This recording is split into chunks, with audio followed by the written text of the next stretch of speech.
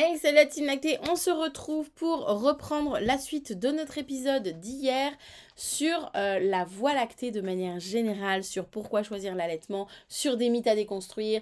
Et aujourd'hui, on en venait au conseil pour les mères qui allaitent. C'était la suite de cet article. Alors d'ores et déjà, eh bien, n'hésitez pas à vous abonner à la chaîne si le cœur vous en dit, à enclencher la petite cloche pour avoir tout de suite la suite des articles comme ça quand ils sont en plusieurs parties. Et puis, moi, ça me fait du bien. Franchement, je vais pas vous mentir, ça me fait du bien. Quand je vois que vous vous abonnez, je me dis, waouh, ok, je fais pas tout ça pour rien. Vraiment, je vous le dis, hein, honnêtement. Et je trouve ça très encourageant. Et puis, ça montre à YouTube aussi que cette chaîne, elle est intéressante et éventuellement, il va la proposer à d'autres personnes. Sur ce, vu que nous avons tous une vie active, n'hésitez pas à mettre des écouteurs. Et moi, je vous lis la suite de l'article d'hier. Alors, on en était au conseil pour les mères qui allaitent. 1. Comprendre les signaux de faim. Comprendre les signaux de la faim. Les bébés pleurent quand ils ont faim. Cela dit, observer vos bébés peut vous aider à anticiper. Proactivité est un mot que nous répétons souvent en formation pour les facilitatrices d'allaitement que je forme pour accompagner les parents. Proactivité. Quand ils commencent à avoir faim, afin que vous n'ayez pas à attendre qu'il pleure pour attirer l'attention. Surtout que quand un bébé pleure, il est déjà quasiment trop tard pour le mettre au sein, il peut éventuellement s'énerver et on va avoir une expérience négative d'allaitement parce qu'on va se dire « Oh là là, mais regarde, je le mets au sein pour le calmer, mais en fait, il se calme pas, il est énervé, il veut pas de mon sein, il veut pas de moi, etc. » Et donc, on va entrer dans une expérience négative d'allaitement. Donc, effectivement, apprendre à détecter, décoder quelques signaux avant ça et pas que les signaux de faim d'ailleurs, parce que je rappelle que la tétée n'est pas que nutritive, elle peut être aussi émotionnelle. Eh bien, c'est important. Levez la tête à plusieurs reprises, donc le fameux pivert, quand vous avez un bébé qui fait le petit pivert comme ça, ouvrir et fermer la bouche et tirer la langue, quand vous avez un bébé qui fait... Voilà, sont des signes courants qu'un bébé peut commencer à avoir faim. On peut même avoir des bébés, je rajouterai, qui vont commencer à essayer de se tétouiller un petit peu partout. Si vous voyez votre enfant faire ces gestes, proposez-lui de le nourrir. Cela approfondira davantage votre niveau d'intimité avec votre bébé car il réalisera progressivement qu'il n'a pas à se battre pour attirer votre attention. Laissez le bébé prendre le dessus. Oh là, ce titre me fait un petit peu peur, voyons voir ce qu'il cache. Admettons que les bébés sont assez incertains. La personne qui les connaît le mieux, c'est elle-même. Désolée, maman et papa. Et oui, les bébés se connaissent très bien. Cela étant dit, il est préférable de laisser votre bébé décider quand téter et pendant combien de temps. Alors, le laisser prendre le dessus, je ne suis pas tout à fait d'accord avec ce titre. C'est un petit peu réducteur en termes de vision, de relation entre les gens, comme s'il y avait toujours un dominant et un dominé. Or, ça n'existe pas dans une relation égalitaire et équitable entre parents et membres tout simplement d'une même famille. Donc, je trouve le titre un petit peu fort.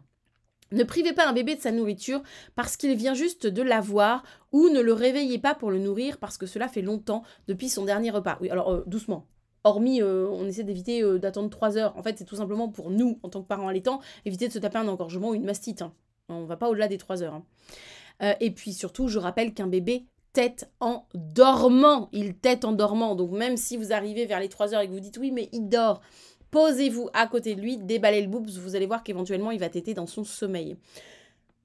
Les intervalles de temps que vous devez déterminer pour votre bébé ne fonctionneront malheureusement pas pour lui, qu'il soit juge ici.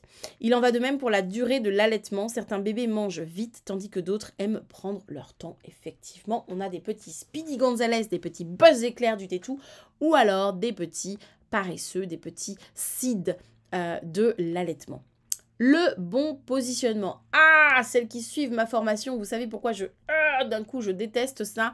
Le bon positionnement, la bonne position n'existe pas. Je vous en ai déjà parlé en vidéo sur cette chaîne. Puis c'est vraiment un truc sur lequel je reviens en formation. On va plutôt parler de l'accordage. Comme mentionné ci-dessus. Alors, qu'est-ce que l'accordage ? Il faut suivre la formation pour ça. Comme mentionné ci-dessus, les bébés se connaissent le mieux. C'est les bébés qui se connaissent le mieux. Ils connaissent la position la plus confortable pendant qu'ils allaitent. Donc, ils savent comment ils aiment être orientés, plus précisément, pour être précis avec les bons termes.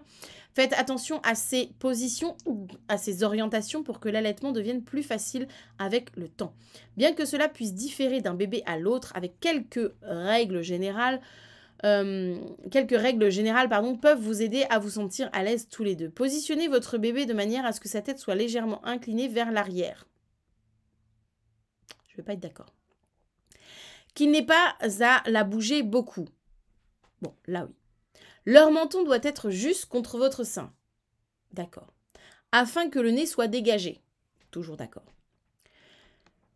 Et qu'il puisse respirer normalement pendant qu'il tète. Il peut avoir une narine bouchée, c'est pas un problème tant que l'autre elle est dispo. Enfin, sa bouche doit être au niveau de votre mamelon. Essayez de le faire s'accrocher à toute l'aréole, donc c'est-à-dire non pas juste à ici, mais vraiment à tout. On essaie de tout prendre là. Voilà, hein, là, on est bien autour, on n'est pas là, on est là, ok.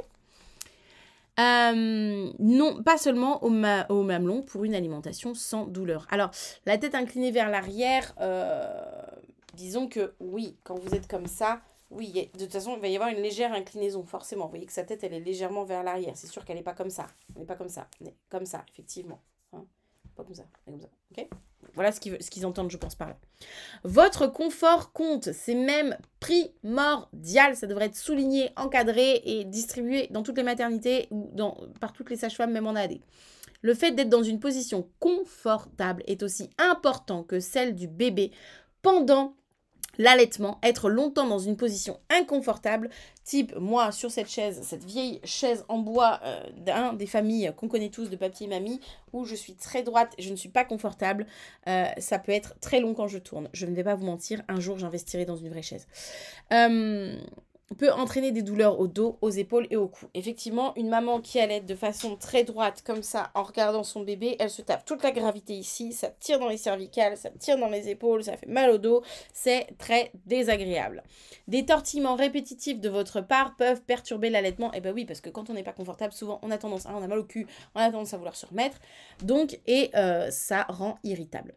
Apprenez-en plus sur les différentes positions d'allaitement. Donc là, on ne parle pas de position, on parle d'accordage.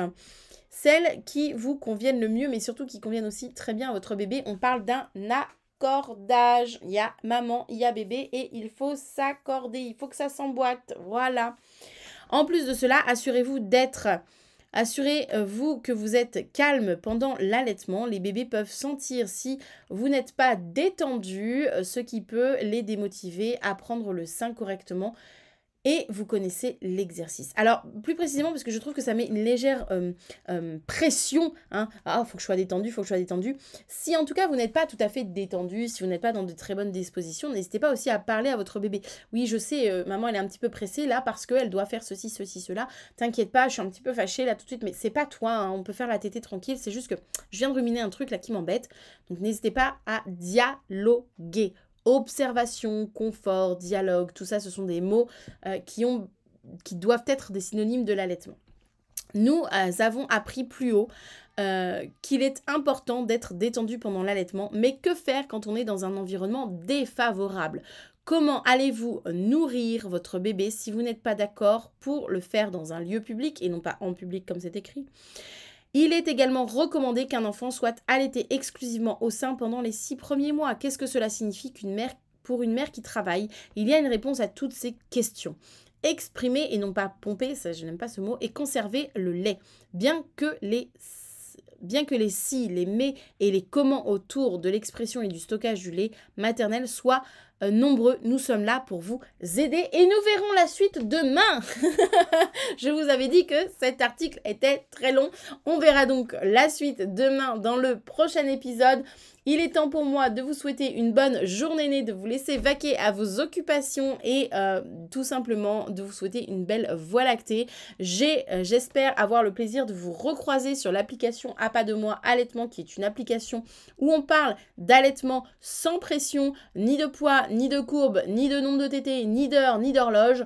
Vraiment en chill, en détente, avec plein d'informations quand même très très importantes pour vous permettre d'avoir un allaitement serein et surtout une team de mamans bienveillantes et au taquet.